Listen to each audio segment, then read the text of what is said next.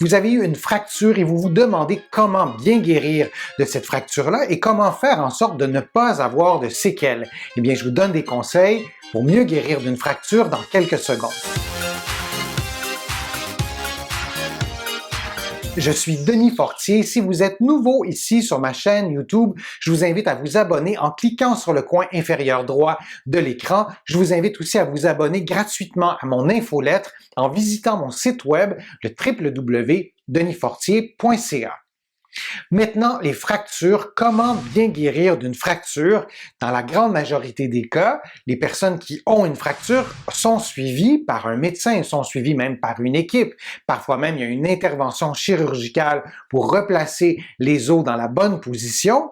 Dans bien des cas, et vous me l'avez souvent écrit, il n'y a pas nécessairement beaucoup de suivi après, il n'y a pas nécessairement un suivi en rééducation. Tout le monde n'a pas accès à des soins de rééducation et combien de personnes ai-je vu dans ma carrière qui n'avaient pas reçu des conseils vraiment très simples pour prévenir des séquelles, pour aider aussi à mieux guérir, pour diminuer la douleur qui pourrait survenir après la période d'immobilisation qui caractérise et qui suit une fracture. Eh bien, ma vidéo vous donne des conseils pour pallier à ces lacunes-là que je viens de vous décrire. Je pense que c'est inadmissible qu'une personne ait une fracture qui ait des conséquences possibles sur son articulation, sur ses capacités physiques et qui la met à risque de séquelles. Il y a des fractures qui font du bruit, pour le dire comme ça. Vous avez un accident dans un contexte sportif et vous entendez l'os se casser. Il y a vraiment un son très caractéristique et il y aura souvent pas beaucoup de doute sur l'existence de cette fracture-là qui vient de survenir. Il y a aussi des fractures qui sont silencieuses. C'est le cas des fractures de stress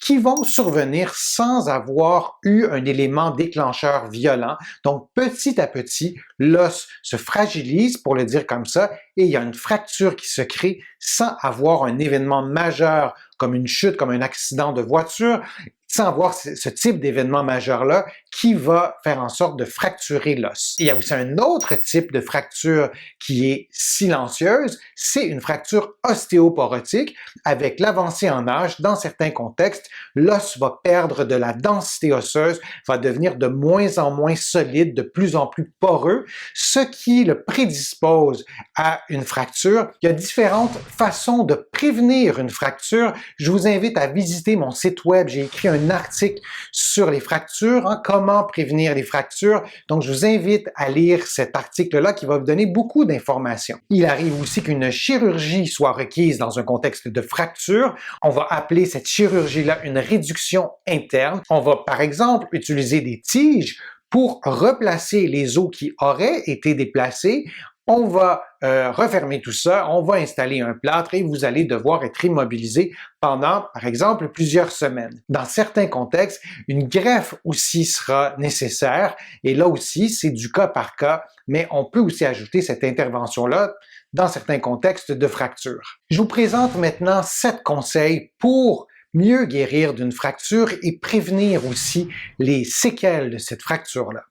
Le premier conseil, c'est d'intervenir le plus tôt possible. Lorsque vous pensez avoir une fracture, vous consultez votre médecin vraiment dans les meilleurs délais. On va passer des tests d'imagerie médicale pour confirmer ou infirmer le fait d'avoir une fracture. Là, c'est un tissu qui réagit lentement, qui se reconstruit lentement, mais lorsqu'on tarde à consulter, on peut avoir des séquelles permanentes. Par exemple, j'ai vu des patients, moi, qui ont tellement tardé pour consulter, la fracture était légèrement déplacée et l'os a mal guéri. Et la seule façon de réorganiser l'alignement de l'os, c'est de recasser l'os pour pouvoir aller chercher une forme qui est plus adéquate. Et un os qui n'a plus sa forme d'origine, eh bien, cette situation-là peut entraîner des conséquences de la douleur, des diminutions de capacité.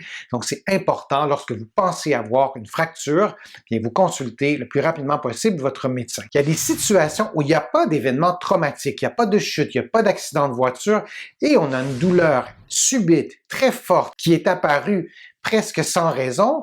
Et il faut peut-être dans ces cas-là, peut-être garder en tête qu'il y a peut-être une fracture de stress, peut-être une fracture ostéoporotique. Donc, il n'est pas normal de voir, par exemple, apparaître une douleur subite au dos, sans élément déclencheur clairement identifié. Si vous êtes aux prises avec ce type de douleur-là, vous consultez votre médecin. Si vous êtes plus à risque d'ostéoporose, par exemple avec l'avancée en âge, si vous avez 70, 80 ans ou plus, vous êtes plus à risque d'ostéoporose par la force des choses, mais si vous avez pris aussi beaucoup de corticostéroïdes, par exemple, c'est des médicaments qui sont beaucoup utilisés dans le traitement de certains cancers, donc les personnes qui ont pris beaucoup de corticostéroïdes sont plus à risque de fractures ostéoporotiques. Donc, vous consultez votre médecin si vous avez cette douleur-là subite qui apparaît sans raison et une douleur qui est ressentie à l'os, et c'est assez distinctif comme douleur. On voit bien qu'on n'a pas une douleur à un muscle, mais une douleur très localisée près d'un os. Je vous le disais tout à l'heure, l'os est un tissu vivant qui est capable de se réparer.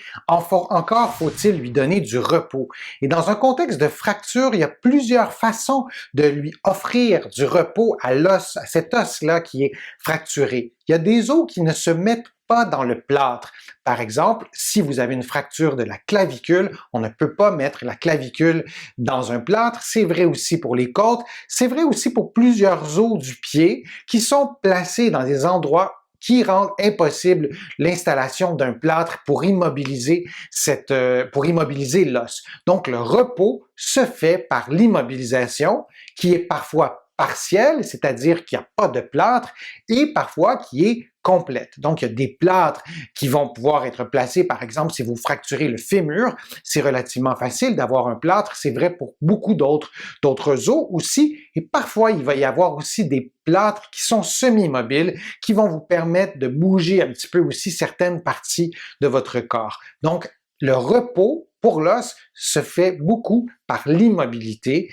Il y a des régions qu'on ne peut pas immobiliser et celles qu'on peut immobiliser, on le fait et on suit évidemment les indications du médecin qui vous aura suivi pour votre fracture. Pendant la guérison, assurez-vous de prendre soin des articulations qui ne sont pas concernées par la fracture. Si vous avez une fracture à la cheville, probablement, vous pouvez faire des exercices avec votre hanche, avec votre cuisse, peut-être même aussi avec votre genou, ou à tout le moins mobiliser votre genou, ou peut-être pas. Vous pourrez vérifier aussi avec votre médecin.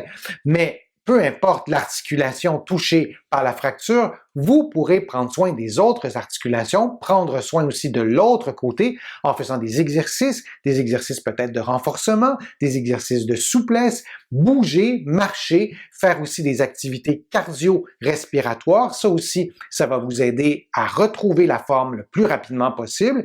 Donc, avec l'accord de votre médecin, vous vérifiez ce que vous pouvez faire, mais moi, je vous encourage à prendre soin des articulations et des autres régions du corps qui ne sont pas directement concernées par la fracture. Si votre fracture concerne les membres inférieurs, moi, je vous invite vraiment à utiliser une aide à la marche.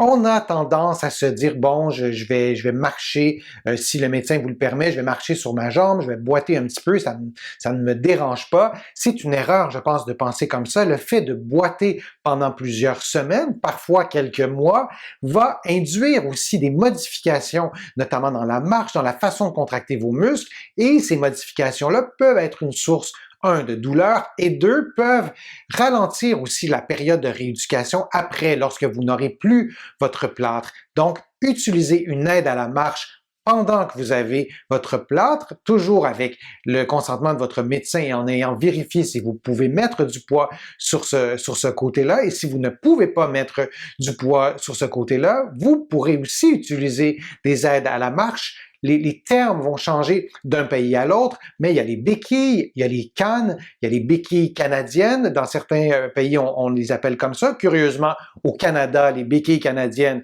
on appelle ça tout simplement des béquilles, mais bon, c'est une question de terminologie. Mais utilisez ces aides à la marche-là. Dans certains cas, vous pourrez prendre une marchette, un déambulateur. Vraiment, choisissez l'outil que vous aurez besoin, qui sera adapté à votre condition, mais pendant la guérison et pendant la période aussi de rééducation, mieux vaut marcher avec une aide à la marche que d'avoir un patron de marche qui est complètement désorganisé et de payer le prix après, d'avoir des séquelles et qui vont faire en sorte de ralentir votre période de rééducation. Après la guérison de l'os, lorsque vous pourrez bouger librement, consultez un professionnel de la rééducation. J'ai vu trop de patients qui n'avaient pas consulté et qui sont maintenant aux prises avec des séquelles permanentes. Le plus tôt vous consultez, le mieux, ça sera le plus facile. Ça sera aussi de rééduquer cette région-là, de regagner la mobilité, de regagner la force, l'endurance et de rééduquer aussi l'ensemble des mouvements.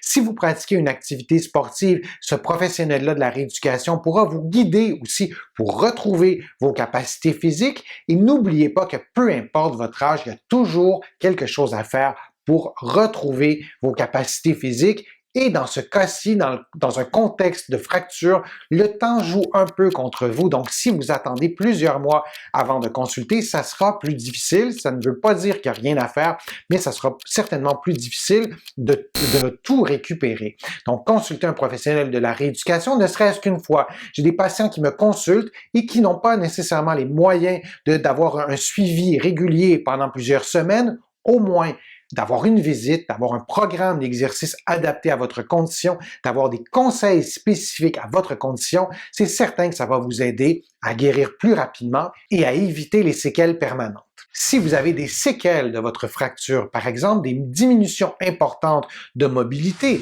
on peut parler de la main, ça peut être le genou, ça peut être la cheville, ça peut être la hanche aussi, et que vous avez de la difficulté à fonctionner, à effectuer les mêmes tâches quotidiennes que vous faisiez auparavant, consultez un ergothérapeute. C'est des professionnels aussi de la rééducation. J'ai beaucoup de patients qui ont consulté des ergothérapeutes et ces consultations-là ont changé leur vie. Ça leur permet de mieux fonctionner.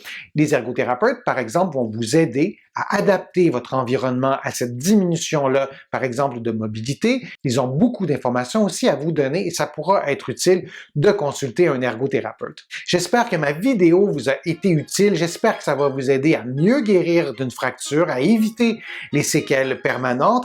Si vous avez aimé ma vidéo, je vous invite à cliquer j'aime. Faites-moi aussi des commentaires et des suggestions pour de nouvelles vidéos. J'adore vous lire. Vous allez trouver beaucoup d'informations sur mon site web. Vous êtes plusieurs à l'avoir visité, le www.denisfortier.ca. Vous allez trouver aussi beaucoup d'informations dans mes livres qui sont disponibles notamment au Canada, en librairie et sur le web. J'ai le privilège d'être diffusé aussi à travers le monde. Vous allez pouvoir trouver mes livres en France, en librairie et sur le web. Je suis Denis Fortier. Je vous remercie beaucoup. À bientôt.